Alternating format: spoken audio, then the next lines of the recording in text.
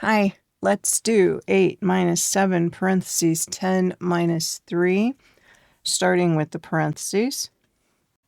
That's 8 minus 7, and then 10 minus 3 is 7.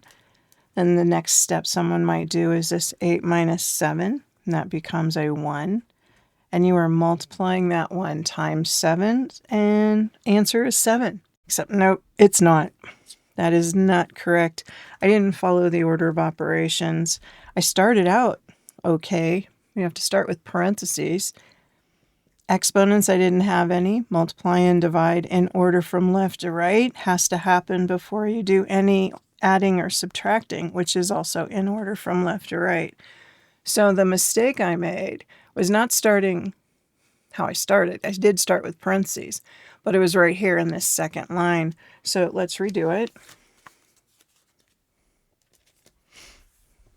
All right, so the parentheses are okay. So I have 8 minus 7 times 7. So that would be 8 minus 7 times 7 is 49. And it would be, what, negative 41. That is the correct answer.